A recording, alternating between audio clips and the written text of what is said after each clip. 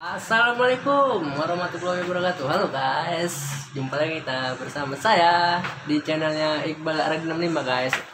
Oke guys, jadi guys di video kali ini aku mau apa ya, mau curhat lah ya, curhat tentang ini ya, keluh kesah mekanik bengkel resmi. Pasti kawan-kawan pun ada keluh kesahnya. Jadi aku di sini mau curhat ya, mau curhat tentang itu ya. Ini berdasarkan pengalaman yang pernah aku dapat, pengalaman yang pernah terjadi di hidupku. Oke guys, jadi di sini aku mau apa ya, mau curhat lah aku nih. Agak sedih, agak sedih kali lah. Cuman ada sedikit keselnya juga. Jadi aku pernah dapat pengalaman.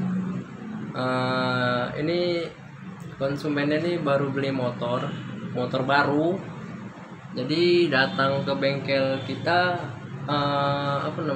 marah-marah.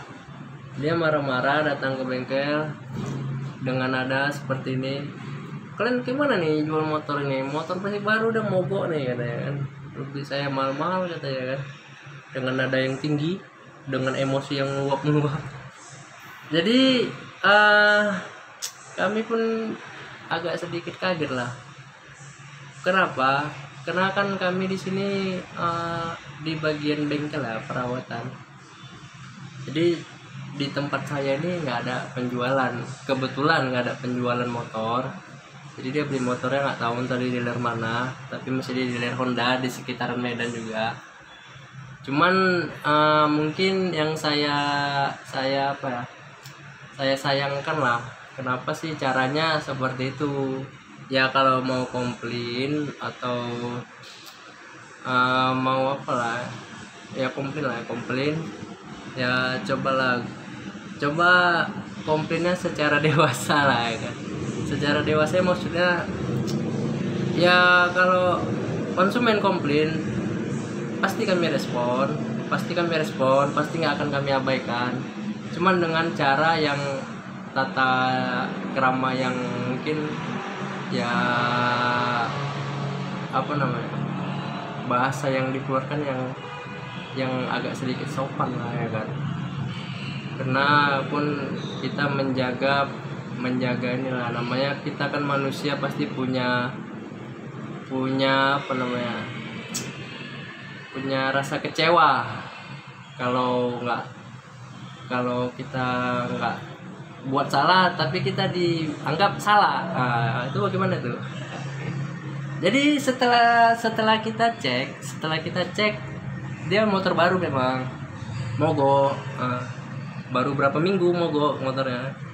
Ternyata yang buat motor itu mogok karena ada salah satu kabelnya dimakan tikus. Itu salah siapa sebenarnya sih? Itu bukan salah pabrik nggak ada hubungannya ke situ ya sebenarnya kan itu kejadian di luar prediksi orang pabrikan ya. Orang pabrikan mana mungkin membuat antisipasi dari serangan tikus. Nggak mungkin. Setiap motor, mobil pun pasti ada yang pernah dapat kejadian kabel dimakan tikus. Jadi kebetulan kabel yang dimakan itu kabel switch caga. Jadi motor itu nggak bisa starter. Di engkol, di celah pun nggak mau hidup karena switch caganya putus kabelnya. Jadi setelah kita jelaskan, mungkin dia ya entah, nggak tahu lah, mungkin saya rasa dia agak sedikit malu atau mungkin nggak enak hati lah kan, karena awalnya datangnya marah-marah, ternyata penyebabnya bukan karena kesalahan pabrik. Jadi saran saya sih kawan-kawan, kalau ada pengalaman mau komplain ke bengkel AS, silakan komplain, tapi tolong gunakan bahasa yang sopan. Kita jaga perasaan orang juga. Kita komunikasi sama orang ya, orang itu kan punya hati. Kalau tersinggung bagaimana? Kita buat orang tersinggung, kita berdosa loh. Jadi kawan-kawan atau teman-teman, sahabat-sahabat di luar sana yang menggunakan motor Honda, coba untuk lebih dewasa ya, untuk lebih apa ya, lebih menjaga wibawa kalian. Karena kalau cara kalian seperti itu berarti kalian itu orang yang nggak berpendidikan, ya kan? Iyalah, kenapa komplain harus seperti itu? Sebenarnya komplain boleh aja ya, tapi dengan bahasa yang sopan ya.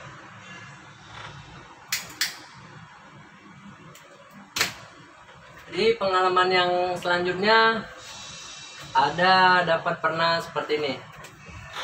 Dia datang kembali dengan marah-marah, bukan orang yang sama ya, orang yang lain. Datang ke bengkel kita marah-marah. Masalah motornya saat digunakan nyendat tersendat-sendat. Dia awalnya memperbaiki bukan di bengkel kita, tapi dia datangnya komplainnya ke bengkel kita. Kita terima. Cuman dia caranya ada salah, saya rasa sedikit salah. Kenapa marah-marah ke kita, ke saya, ke kami yang di sini? Sementara dia sebelumnya memperbaikinya bukan di tempat kami. Gimana gitu ya?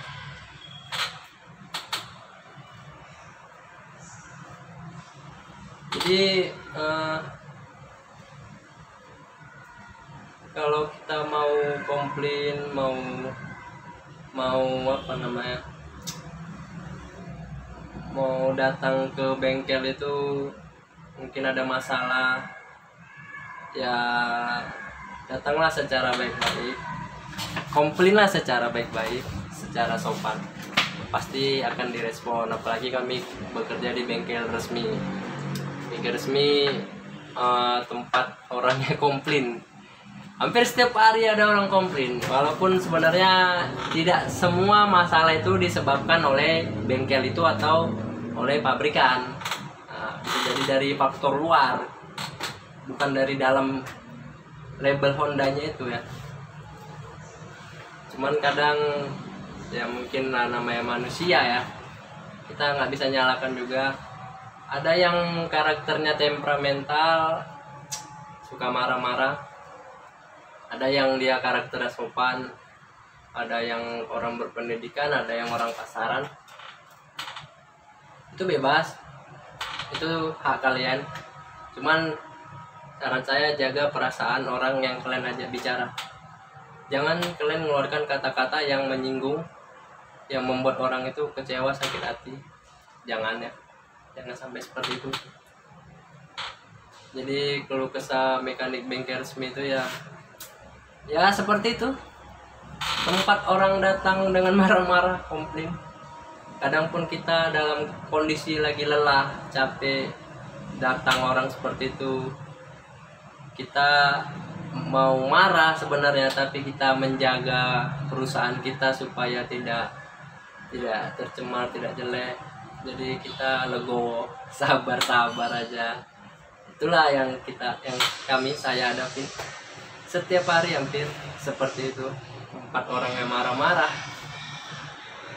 heran saya.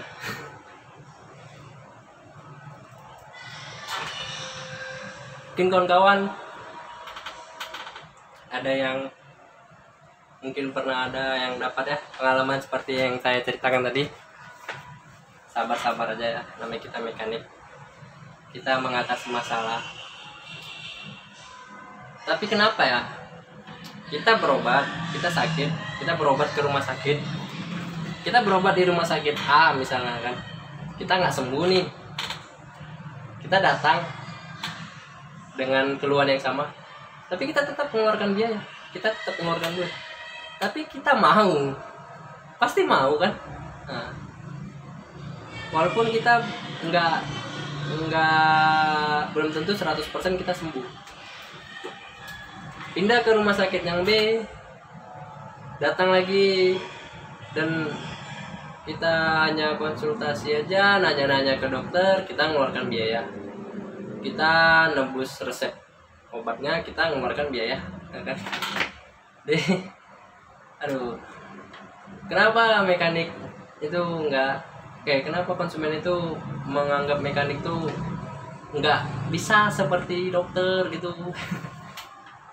cobalah datang untuk sopan, bagus-bagus. Kalau mau komplain bagus-bagus.